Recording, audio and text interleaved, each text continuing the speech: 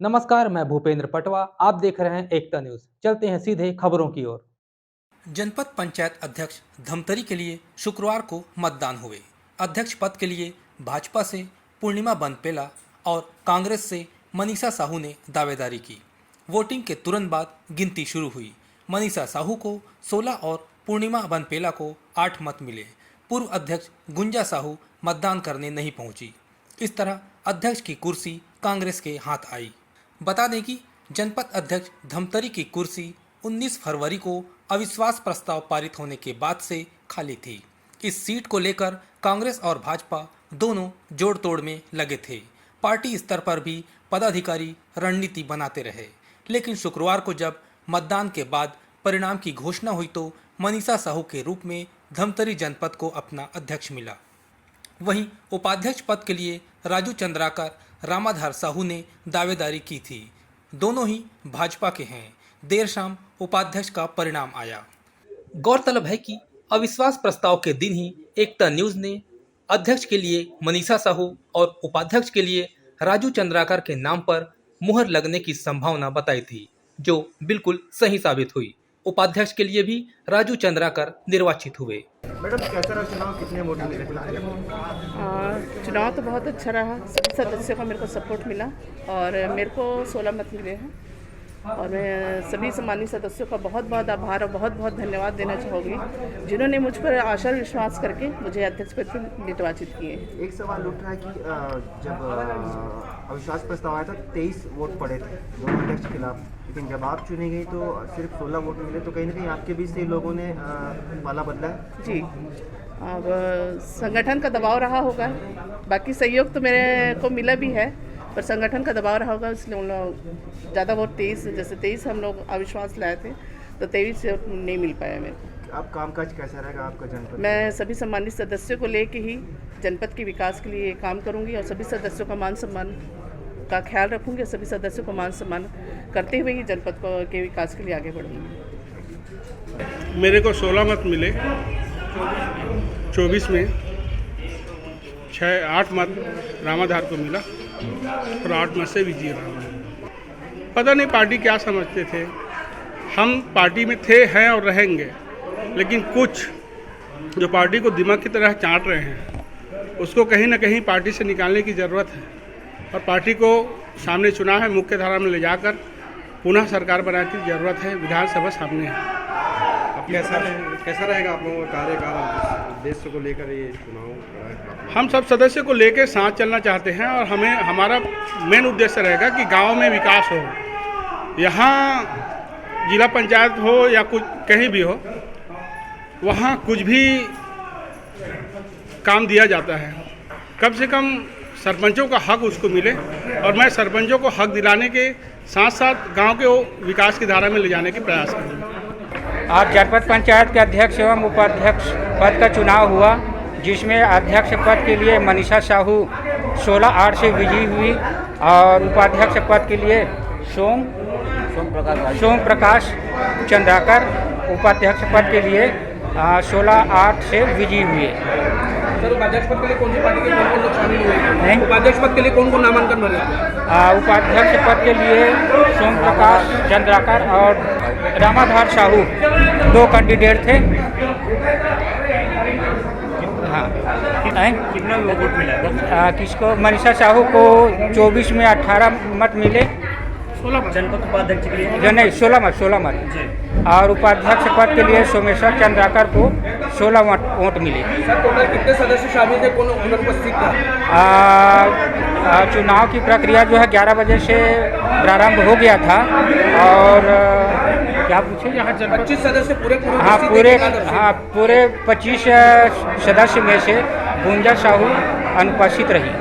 इधर चुनाव संपन्न होने के बाद भाजपा के प्रदेश प्रवक्ता संजय श्रीवास्तव सहित जनपद के भाजपा समर्थित सदस्य आदि जनपद कार्यालय में प्रदर्शन करने लगे।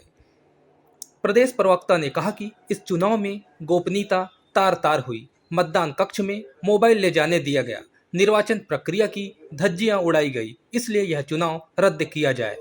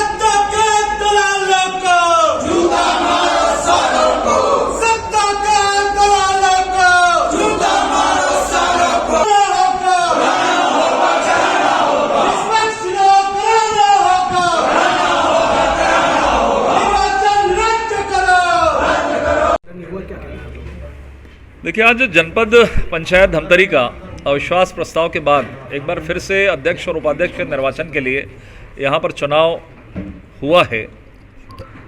लेकिन जिस तरीके से सत्ता के संरक्षण में, भूपेश सरकार के संरक्षण में अविश्वास लाना, फिर अविश्वास के बाद जिस तरीके का मतदान, और मतदान में कांग्रेस यहाँ पर बटी हुई नजर आई, 3-3 गुट हैं। स्वयं कांग्रेस को यह विश्वास नहीं था कि पूरे वोट से वो जीत जाएंगे, उनका समर्थन मिलेगा। इसलिए एक षड्यंत्र रचा गया कि सभी जो जनपद के सदस्य हैं उनको मोबाइल देकर अंदर भेजा गया कि हर एक व्यक्ति मतदान करेगा और जो मतपत्र है उसकी फ़ोटो खींचकर वो हाईकमान को दिखाएगा कि हाँ, हमने कांग्रेस के अधिकृत प्रत्याशी को वोट दिया। संविधान में व्यवस्था है, निर्वाचन में व्यवस्था है। और गोपनीय मतदान क्यों होता है? इसलिए कि कौन किसको वोट दिया है ये कभी बाहर नहीं चीज़ें आती है। ये देश की आज़ादी के बाद से जो निर्वाचन की प्रक्रिया उसमें संविधान में है। लेकिन यहाँ पर जिस तरीके से खुले तौर पर मोबाइल को ले जाया गया, फ़ोटो खींचा गया, फ़ोटो बाहर वायरल हो रही हैं और किसने किसको वोट दिया है, यह विशुद्ध रूप से गोपनीयता को भंग कर रहा है और निर्वाचन की जो नियम शर्तें उसका घोर उल्लंघन है और निर्वाचन का उल्लंघन है। भारतीय जनता पार्टी के समस्त कार्यकर्ता जनपद सदस्य हमारे अध्यक्ष जी के नेतृत्व में यहाँ पर आए हैं और हमने अपना विरोध दर्ज किया है कि ये गोपनीय मतदान नहीं है। और यदि इसी तरीके का मतदान कराना तो हाथ खड़ा कर लेते सबके सामने, कौन किसका हो जाता 2 मिनट के अंदर में चुनाव। लेकिन मतदान गोपनीय इसलिए होता है कि कोई बाहर विषय नहीं जाए। दुर्भाग्य की बात है कि सरकार के संरक्षण में, सरकार के दबाव में निर्वाचन अधिकारी ने इस प्रकार का काम किया है। आज हम लिखित में निर्वाचन भंग करने की, निर्वाचन रद्द करने के लिए हम मांग कर रहे हैं और हम मांग करते हैं कि इस निर्वाचन को रद्द किया जाए और गोपनीय पूर्वक फिर से इसको किया जाए। यदि ये नहीं करेंगे तो इनको कोर्ट तक खींच कर ले जाएंगे। लेकिन हमारा संविधान की हम शपथ लेते हैं और संविधान के अंदर जो नियम प्रक्रिया और जो संविधान के संरक्षक है वही इसका उल्लंघन कर रहे हैं। इससे बड़ा दुर्भाग्य नहीं हो सकता और इसके लिए हम यहाँ पर विरोध करने के लिए यहाँ पर आए हैं। और जब तक ये निर्वाचन रद्द नहीं होता हमारा ये आंदोलन लगातार जारी रहेगा। लग रहा है कि धांधली हुई चुनाव में मोबाइल से फोटो खींचने की अनुमति दी, करवाया गया है।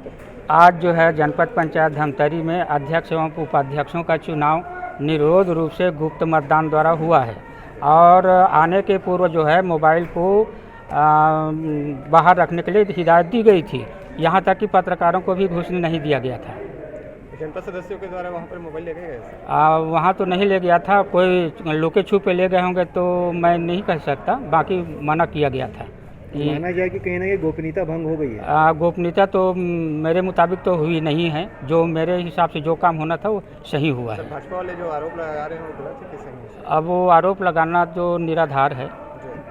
सर, ये सवाल है कि आप कह रहे हैं कि हो सकता है चोरी छुपे कोई ले गया होगा और वही आरोप ये भी लगा रहे हैं, तो ये मान के चला जाए गोपनीयता जो नियम में तो यही बता दिया गया था कि मोबाइल अंदर नहीं रखना है। तो क्या जांच हुई सर कि कोई ले जा रहा है? नहीं, वो तो मना किया गया था। जांच तो गंभीर रूप से नहीं की गई। कहीं कहीं लापरवाही हुई निर्वाचन में। लापरवाही तो गुप्त मतदान है, जो उसका बूथ बना था वहाँ गोपनीय रूप से डाले गए।